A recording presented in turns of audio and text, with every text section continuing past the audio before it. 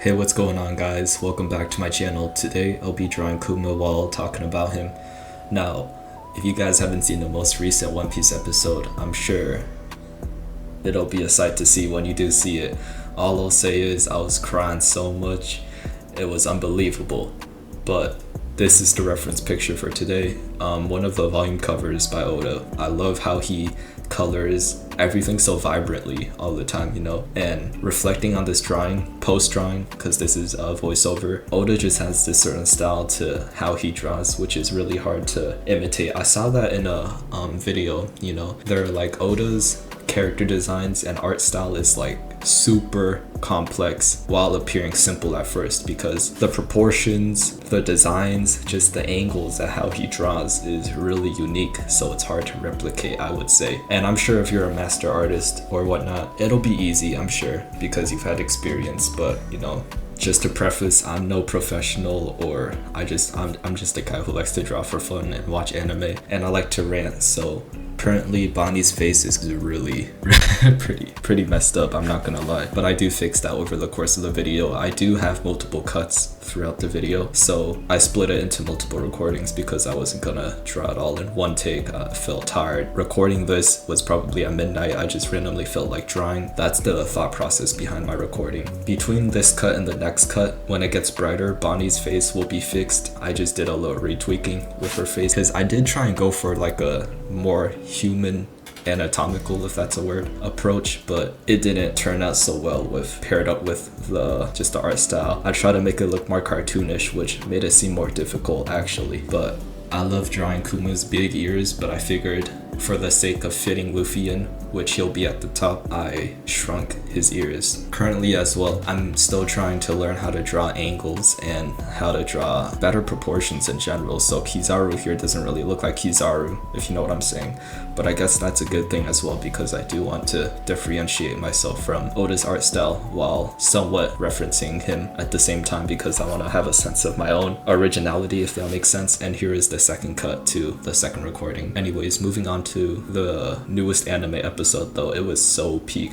I mean, this whole series, this whole Kuma flashback series, what he's gone through, what he's endured, I feel like it's what has made him into one of the best characters in terms of my rankings of favorite characters in One Piece. He really stands out compared to the others, and I think that's an amazing thing for Kuma to do, Oda to do within the span of like a couple chapters, a couple episodes, right? Because he's really developed this character throughout the whole series, starting from Sabo, the Archipelago, I can never say the name right, but there's been hints that he's always been a good guy. It's been very clearly stated as well, right?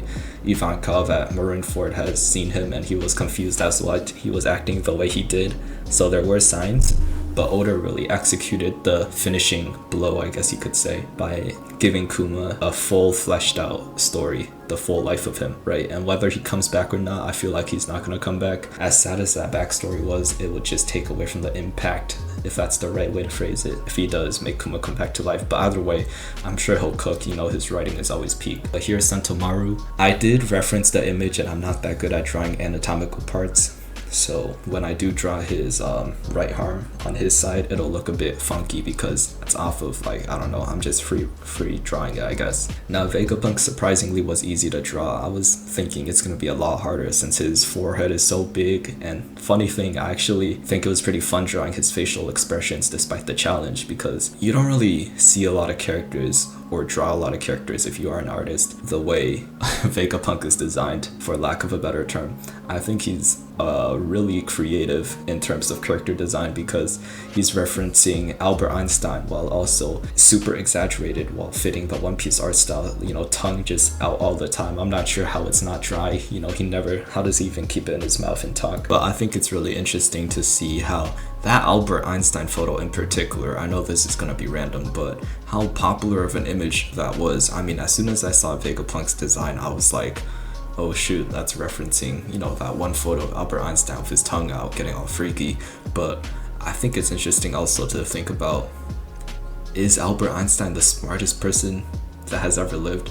Well, he certainly made contributions, but let me not get too off topic. Vegapunk for sure is like one of the most beneficial characters, while also interestingly enough one of the most harmful characters as from the weapons he's designed in the One Piece universe. But drawing Stussy too was a challenge. You can especially see Stussy compared to the reference image, or if you've watched the anime manga, how Stussy actually looks. It looks quite a bit different. I tried to mimic Oda's art style, but it really turned out to look like some random woman, I guess you could say.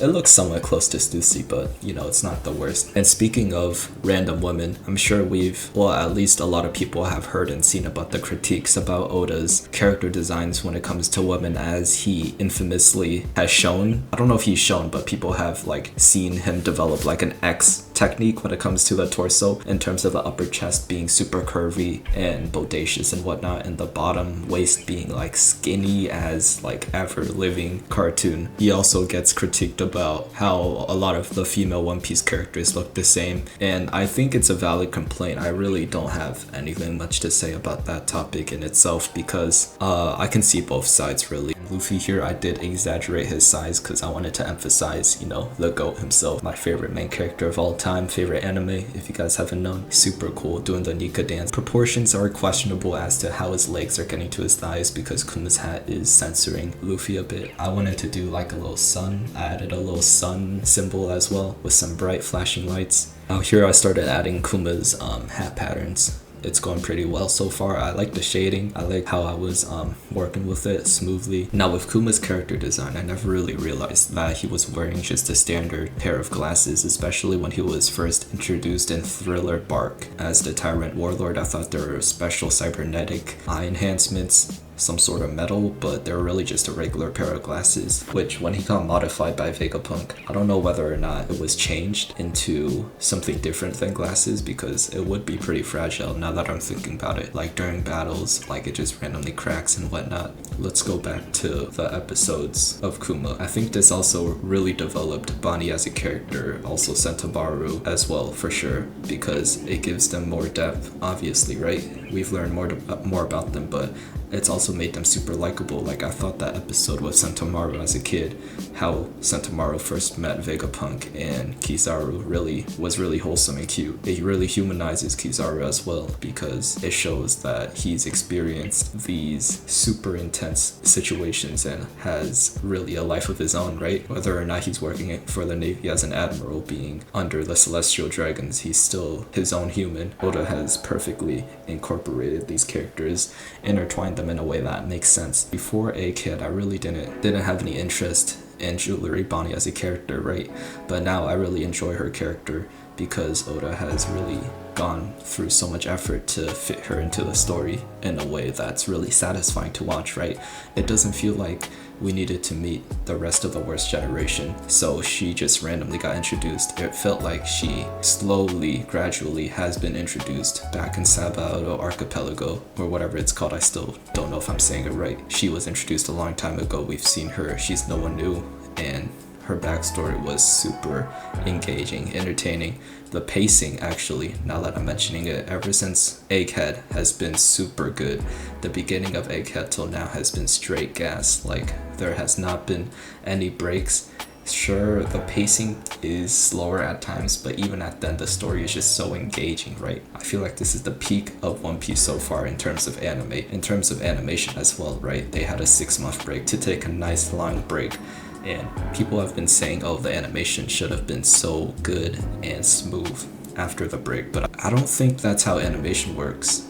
Or it might be, but I think it's important to just give the people a break. Whether they're animating really good scenes and taking time into preparation, we shouldn't expect a huge unrealistic quality improvement in the anime that comes after the break, but just a well-rested staff. In which, speaking of well-rested staff, I've heard that Toei Animation is one of the better animation studios. Now, I'm not saying that working conditions are good there as an animator, because I know nothing, especially in Japan. The work ethic I've heard is grueling, right? The culture surrounding it, but that's another topic. The animators at Toei have it better than, definitely MAPPA, I would say. And funnily enough, Vincent Chansard, one of the Sakuga animators, he's freelance, I believe. He doesn't work strictly on One Piece, as he's been featured on other shows such as ReZero. He said he's really enjoyed animating Luffy in particular.